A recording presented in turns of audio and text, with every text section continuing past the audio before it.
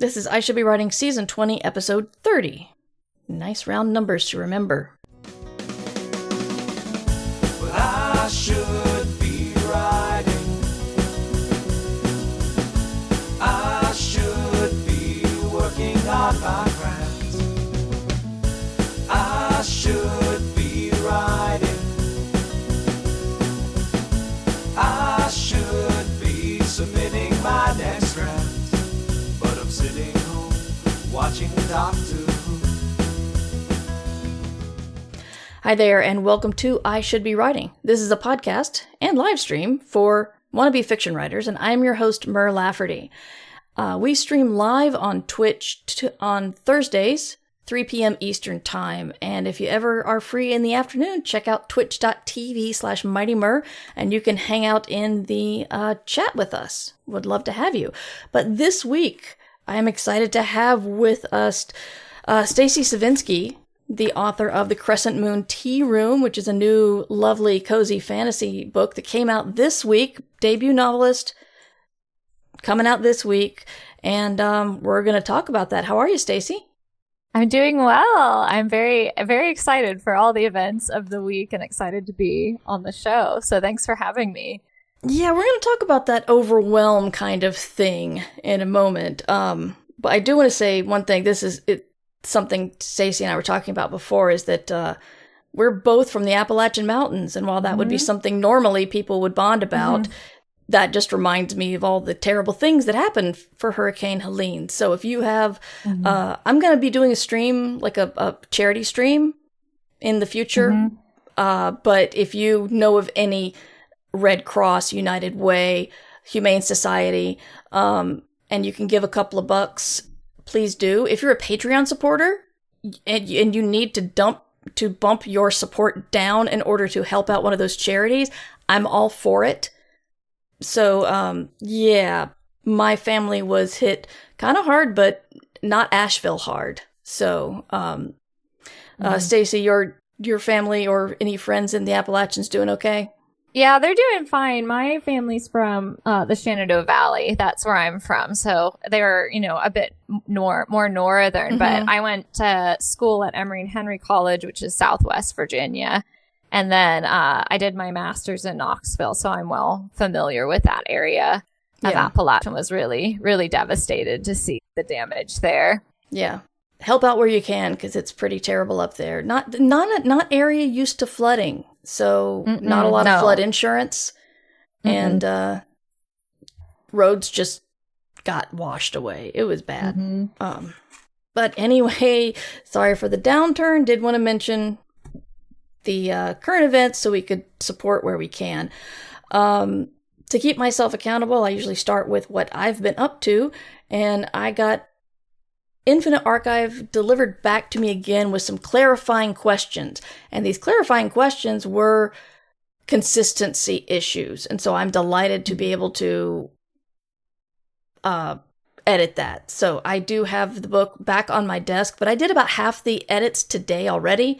So it's not going to be, the past several weeks of just grinding on the edits. So I'm excited to be so close to saying it's final draft, so close. Yeah. And then I've got a new book to start, so I'm thinking about that. Stacy, tell us what you've been up to lately.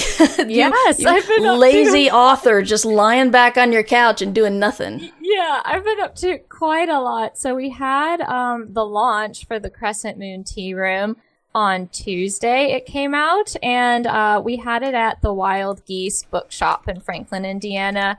They really leaned into the tea theme, and we had a tea party at a local cafe with pumpkin cider and pastries and all of this. In fact, most of the events on my tour have decided to do tea parties along with the event. So that was a really great time. And then the next day I went up to Grand Rapids and did an author event at Schuler Books. And then this morning I drove back, and now I'm talking to you all. Before the launch, though, I was very busy because I was finishing up the macro edits that my editor had sent over. in her editorial letter. Was finished that up on Sunday around midnight so I could fully focus on the tour this week. And then my husband and I close on a house on Monday. So after I talk to you, I'll and finish up my social media for the day, I'll start packing up so we can move next week. Wow. That's a whole lot of stuff happening at once. I admire your endurance. Thank you. Yeah, but it's all been very exciting. So I can't complain when it's a dream coming true, So. Yeah, it does sound like cool things. Definitely not something to, there's stress there, but it's like Christmas stress or wedding stress, not hurricane stress. Yes, exactly. Yeah, so I want to talk about the Crescent Moon Tea Room because this book is just like wants to wrap you up in a blanket, and I'm always amazed at description's a weak part of my writing. It's so I'm always amazed at somebody who can like make me want gingerbread when I'm reading a book or make me want a specific tea, and you do that from the prologue on. So tell us about the book, please. Yeah, so the book is about 3 witch sisters who own an enchanted tea shop in 19th century Chicago. They find out that they're cursed to separate by the end of the year, and most of the novel is them trying to figure out a way to stay together while also realizing what they actually want from their destinies. I've been telling people it's perfect if you've ever wanted to live in the practical magic house. This one is for you. Mm-hmm. It's warm, it's cozy, it's uplifting, and the house is sentient and is a character all on its own. It's actually my favorite character. It was my favorite character to write was the house. So if you are looking for stories about sisterhood and witchcraft that kind of make you feel like you're taking your first sip of pumpkin spice latte of the season, this would be a good one for you. So this was your debut, but you do have a PhD in English and specialty in sensory studies. What does that mean? Yeah, so I did my PhD at Notre Dame. That's how I ended up in the Midwest, and I'm really interested in understudied women authors from the late 19th and early 20th century. So like Jessie Redmond Fawcett, Alice Dunbar Nelson, and all these women authors from the 19th, 20th centuries who would publish in magazines of the time period and were extremely popular with women readers. But we've forgotten because their work was serialized in women's magazines, including Vogue. So I do some work with Kate Chopin's publications in Vogue magazine from the 1890s as well. And so my dissertation looked at how these women authors describe the senses in their writing, and mostly, touch, taste, smell focused. So these women writers would often show how the senses are connected and stress the importance of touch, smell, and taste. And that was something that was very rebellious for the time because there was a hierarchy of the senses that we still have in a lot of cultures, especially Western culture, where we prioritize sight and sound above the rest of the senses. And so my academic research looks at how these women authors look at the senses and describe them and recategorize them and show how they're connected and how that is related to their social ideals as well. So I was reading a lot about how the descriptions are when you touch something and you want to impart that to a reader. So I've been fully immersed in this kind of sensory emporium for quite some time. Yeah, so my work kind of looks at fashion studies, food studies, and then a lot to do with scent. So I've published a piece on Rebecca that looks specifically at the role of scent in that story. So I'm fully immersed in that component of my reading experience.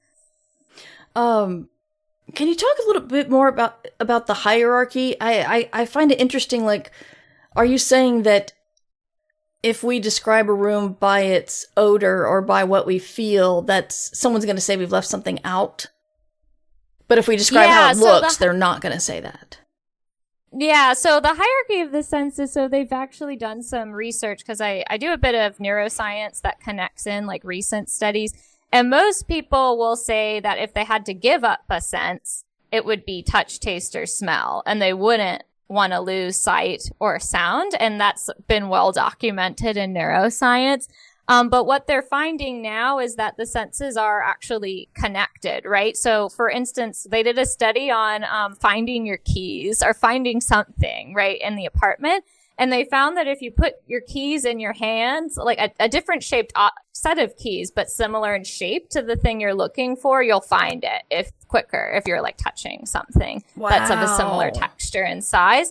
And so what I'm interested in is how these women authors from, way before they were doing these studies are interested in these connections between the senses.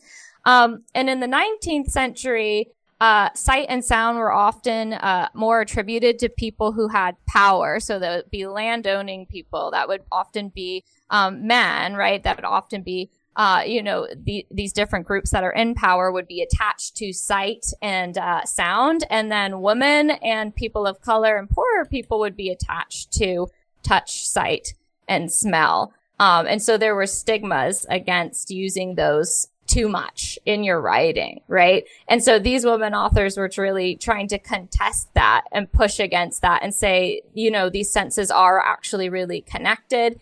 And the way that we describe sensation and prioritize sight and sound is actually attached to social biases that need to be reconstructed. So they're looking at how the way we perceive the world and describe things through our perception and language is kind of biased by the social categories we impart on touch, sight, smell, all of these things.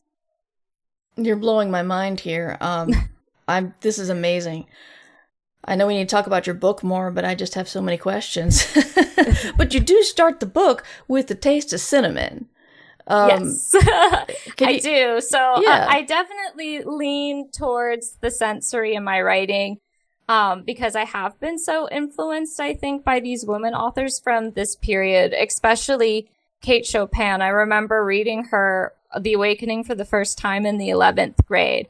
And I saw one of the passages and I remember thinking that is exactly how the words feel exactly how it would look to see bourbon poured from a decanter, like the sensations that you get, like the tingling you get when you see something beautiful being poured out of like a glass jar. And I was like, if I can do anything remotely close to that in my writing, that would be very special to me. So that's kind of what I lean into is how do I want the reader to feel instead of relying on kind of direct action. I think about how do I want the reader to feel when I'm imparting a sensory description.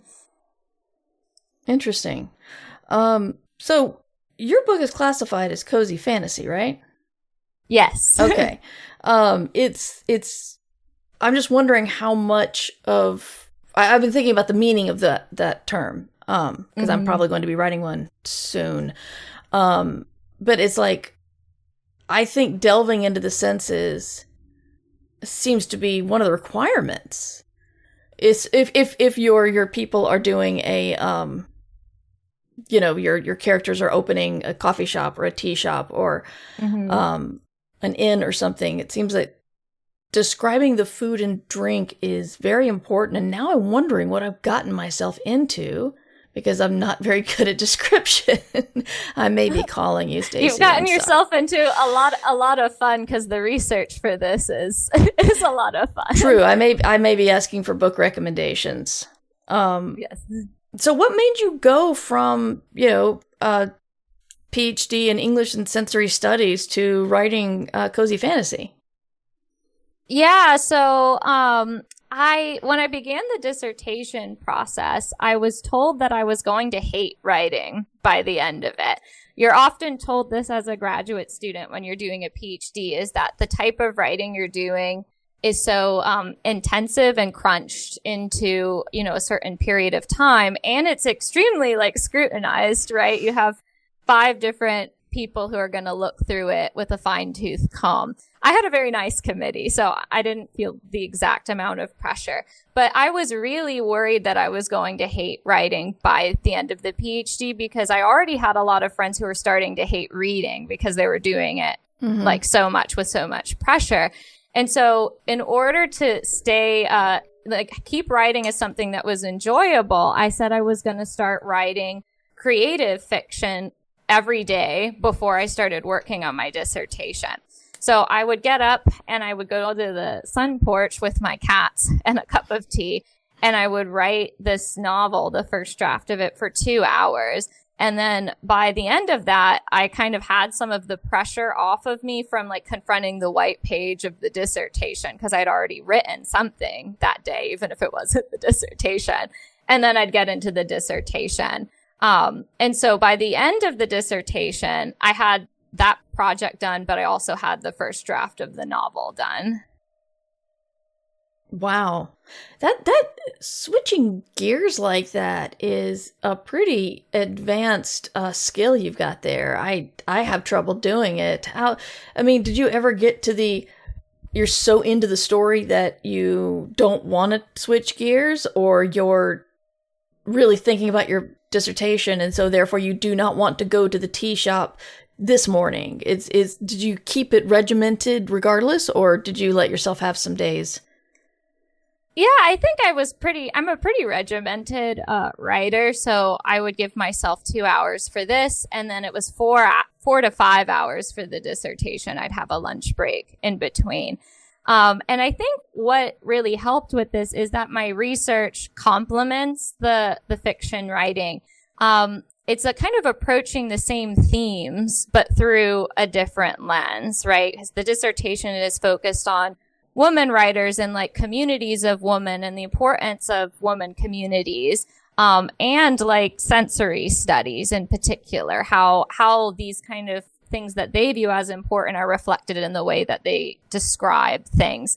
And so those are key themes in my fiction work as well. So I think I enjoyed the dissertation a lot more than most PhD students, because I had the fiction kind of motivating me through it and making me excited about, this group of authors, instead of like, feeling like I was on the grind to get it done. Mm-hmm.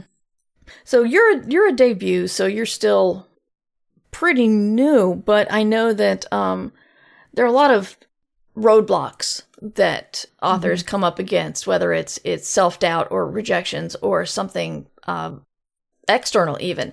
But I like to always kind of dig in and see what my guests have experienced and what they might still experience and how they get past them, because I realize that, the imposter syndrome doesn't go away. You just logic yourself out of it, going, well, if I'm an imposter, then I'm doing a really good job of fooling everybody, so get back to work kind of thing.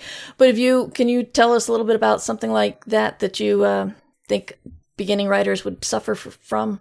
Yeah, of course. I think there's always going to be a fear when you go and do a new project. I think no matter how long you've been at it, you're going to feel like a fear of what if I can't do it again, right? Oh, yeah. So I'm finishing up the edits on book 2, and I had that feeling initially when I went into book 2. I was like, what if I can't do it again? What if this first one was just, a fluke accident of luck, that I managed to do this?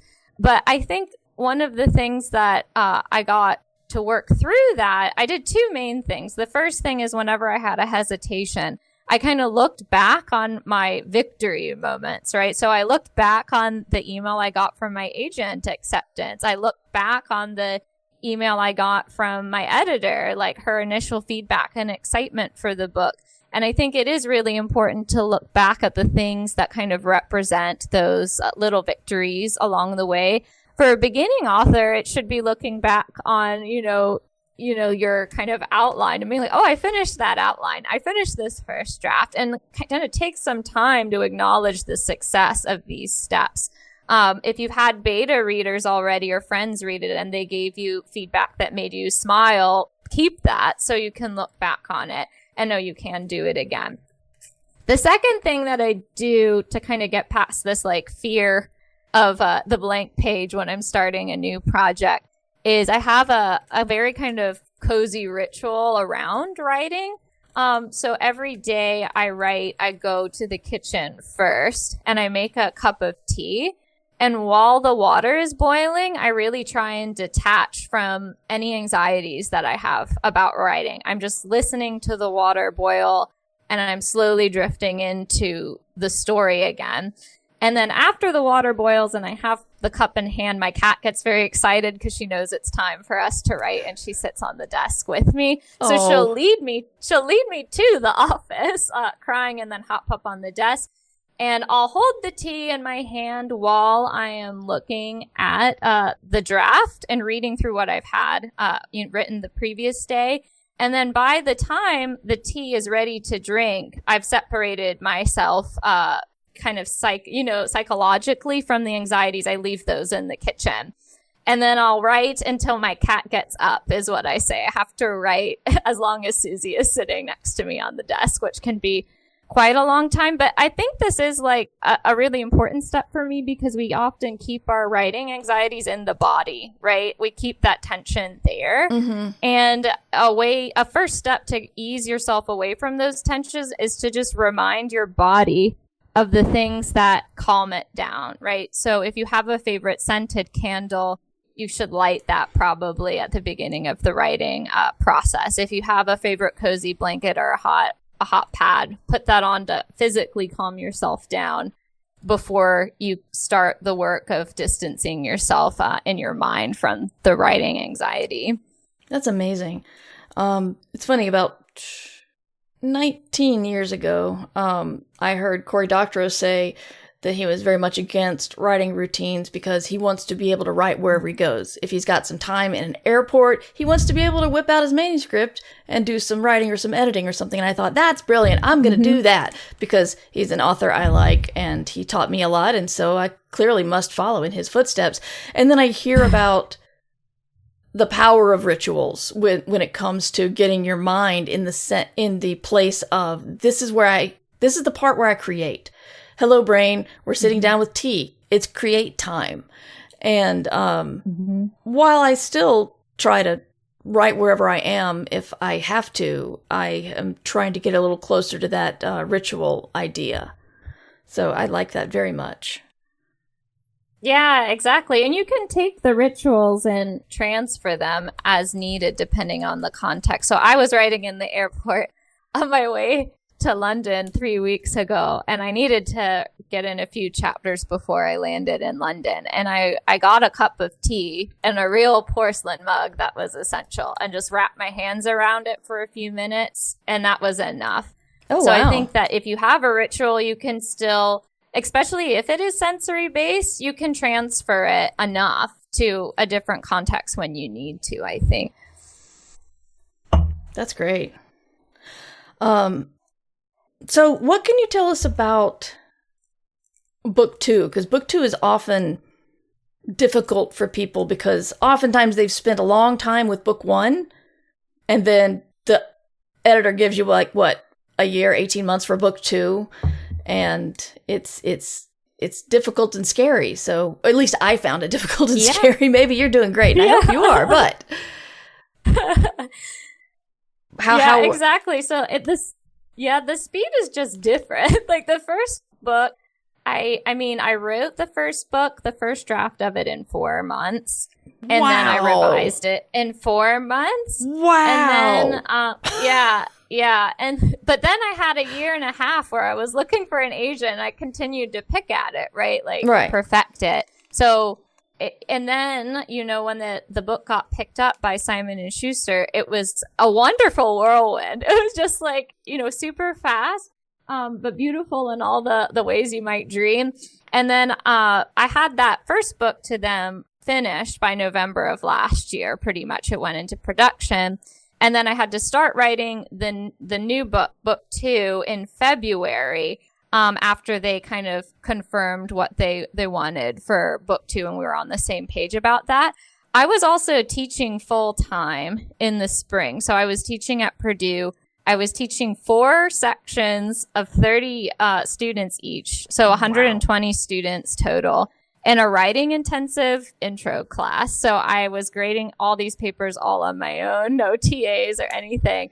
And so book 2, I didn't have time to be scared is what I tell myself. I didn't have time to be scared because the draft was due by July 1st, the full draft, and I was working full time. And so I viewed writing the draft as a refuge from all the grading that I had to do, basically. Mm-hmm. I loved my students to pieces. The Purdue students are wonderful and innovative, and they're great to work with, but I had a lot of them. There were a lot of students.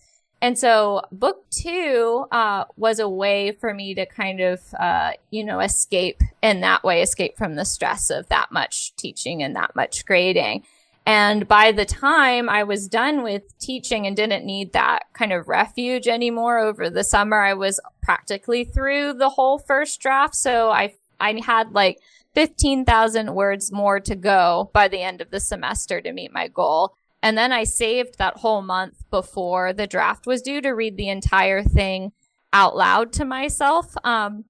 Because I always do that. That stage is really essential to me because I view writing as kind of quilting, right? So the first draft is just putting the foundational pieces together of a quilt.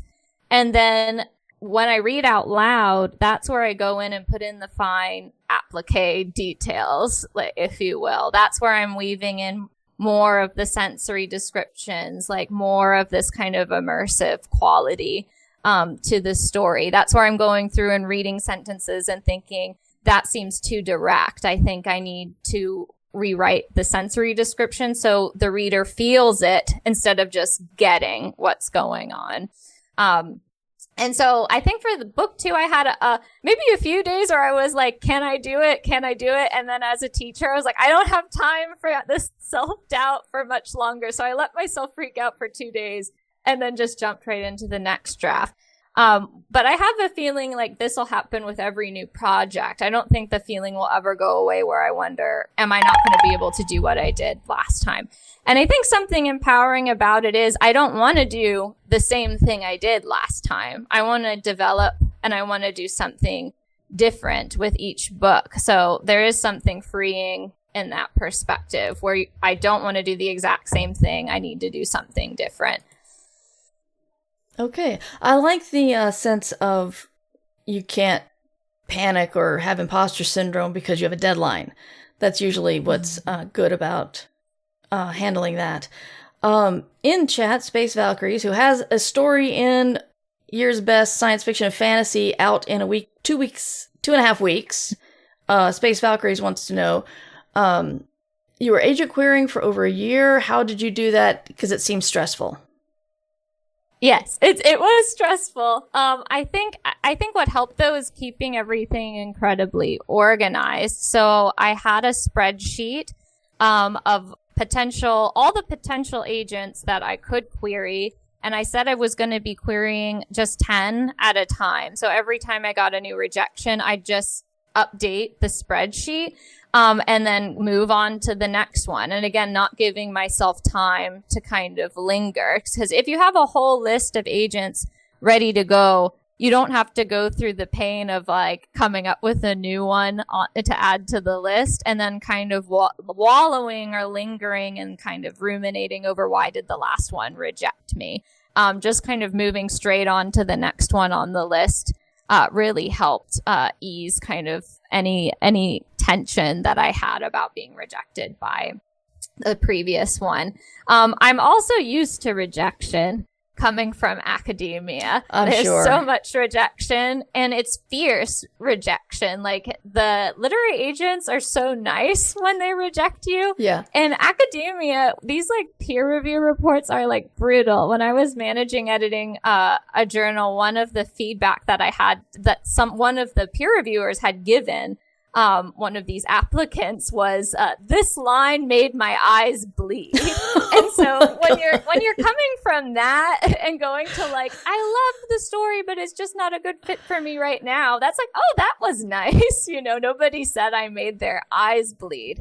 Wow. So I think it could be worse, right? And I think thinking about, it's not you're writing a lot of the time. It's just the timing, and it's the market and what the market is looking for at that moment too. So trying not to take it too personal, keeping your spreadsheet and moving on to the next agent, you know, kind of editing and developing where you need to based on the feedback you get in between is the way I would go. And that's the way I kept saying anyway during my 1.5 years of querying. Nice. And it worked out for you. You got an agent you liked, and then you got a book deal. Yes. It's all been a dream. It's just that querying process is the longest point, and it is the most anxiety inducing. And another tip I would have is during that process, write another book. Start writing your next book so that you're not just kind of focusing on querying alone. And you do have this idea where if this book doesn't work out, you have another book like coming up, so that it's not like the dream is quelched, you know, just keep writing. And if the first one doesn't go through, you have the second one to line up and query, you know, as soon as you think it's ready. Yeah. Let's see. We have another question from Space Valkyries. What drew you to cozy fantasy? Do you plan on staying in that genre with future books or exploring other vibes? Yes, I love cozy fantasy. I've always been drawn to kind of the magic, like anything magical, but that's grounded, right? Because what I like the most about stories with magic in them are the ones that make me feel like my everyday could be magical, right? Like it's just rippling underneath potentially. So I was like a big fan of The Borrowers when I was a kid. So I loved that. I love Howl's Moving Castle. I love Sarah Addison Allen. I also adore cozy murder mysteries. Oh, yes. I am just constantly have an audiobook with a cozy murder. And my book, I think like the line between cozy murder and cozy fantasy is actually a lot fainter I hope than so. most people. Yeah. There's a lot of crossover. So I'm really drawn to the magic of the everyday. And kind of looking at the importance of simple moments. And one way to highlight the importance of simple moments and the meaning of simple moments is to make them magical on the page so people can think about that. And that's why I'm really drawn to cozy fantasy. I know I have a lot of ideas for upcoming books, and they're all in this cozy fantasy space.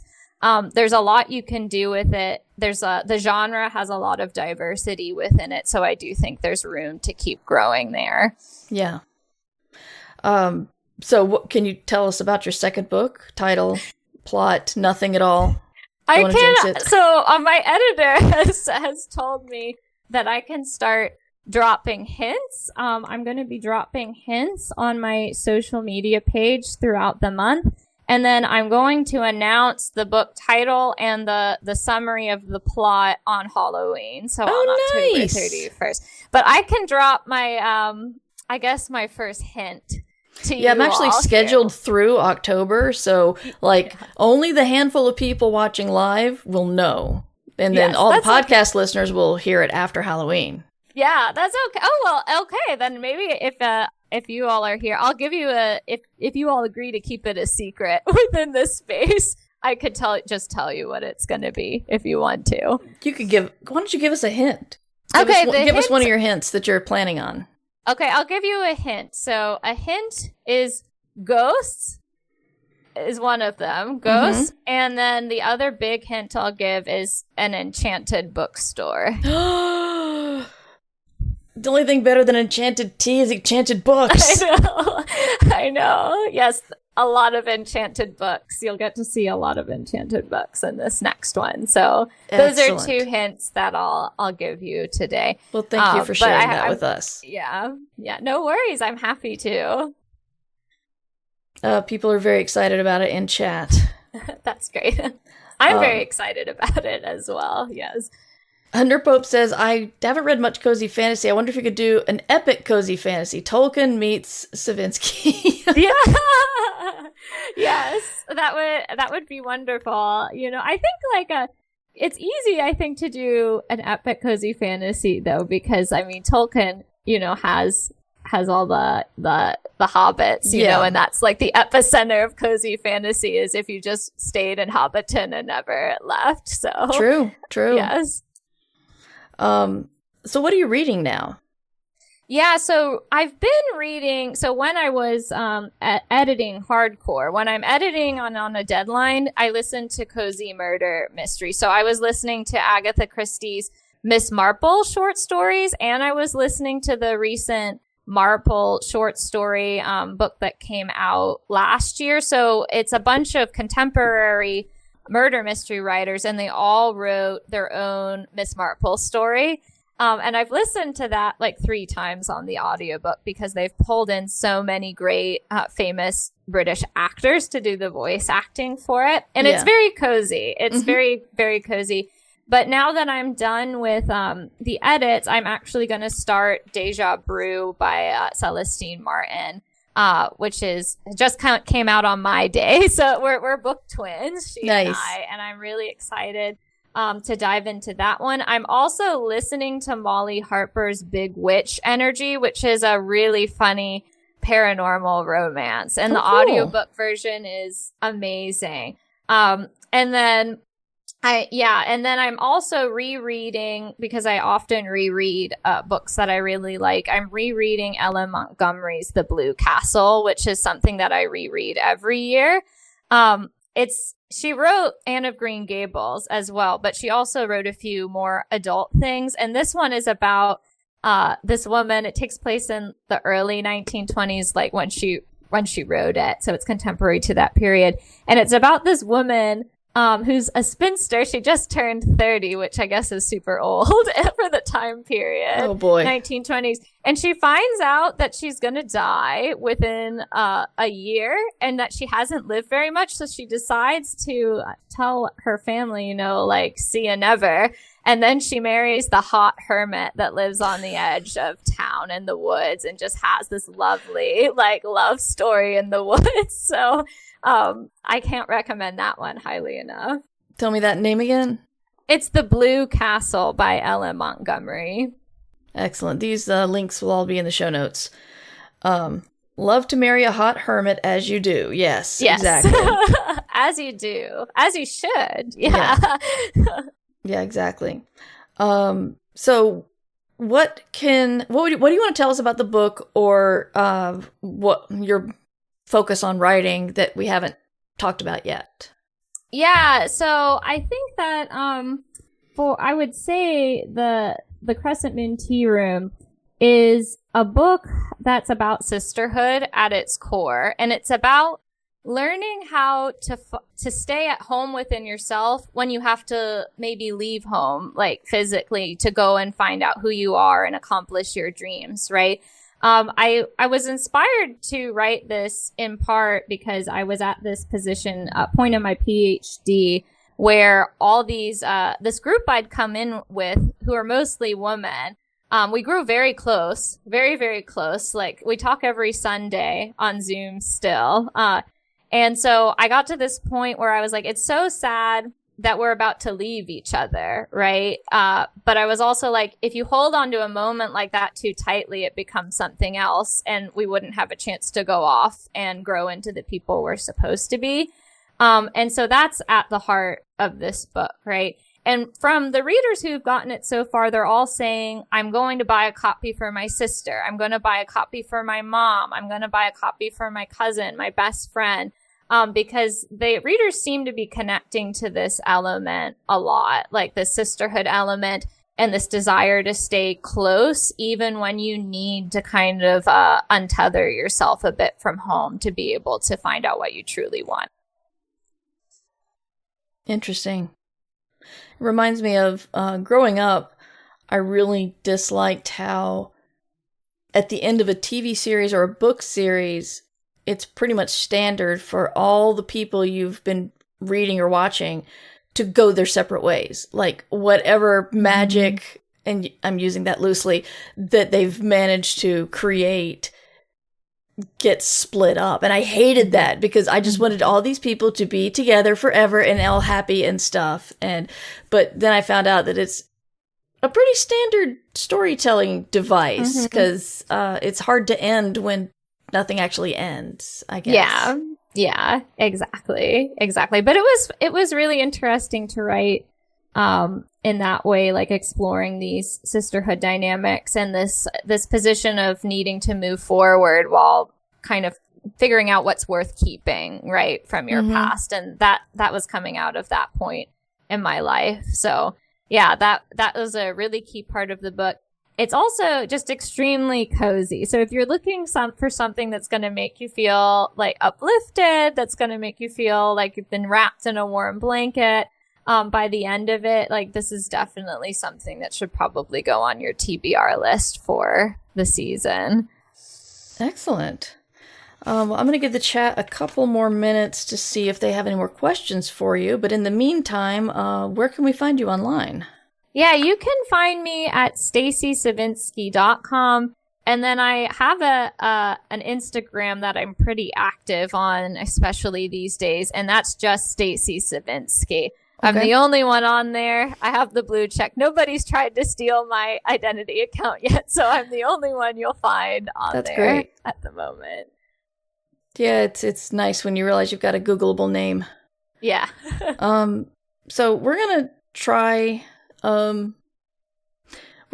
to raid series. We failed at raiding last week, so I don't know if we'll be able to raid this week. But series is doing art. They're doing Arttober instead of that other word that someone trademarked and made everyone. They took their ball and went home. But anyway, the book is The Crescent Moon Tea Room, and you guys should go get a copy because it's out now. And you can find me in the show notes at merverse.com, and I'm on some of the social medias. Try to be active. Twitter broke me, I'm sorry. But just look for Mighty Mer. And this is brought to you in part by the people who support the podcast, the Fabulous, on Patreon and Substack. So if you are able to support that way, that'd be great. If you can't support that way, a review is fantastic. So, thank you, Stacy, and you guys should be writing. Thank you for listening to I Should Be Writing, the longest running writing podcast in existence. This episode was made possible by the Fabulous, who support the podcast via Patreon or Substack.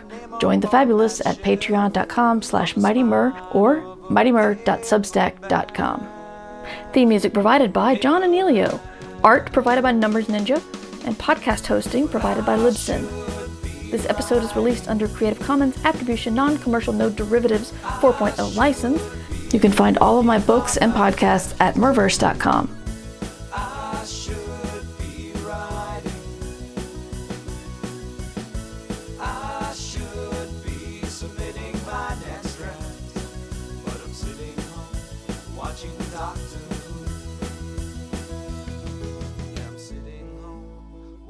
Doctor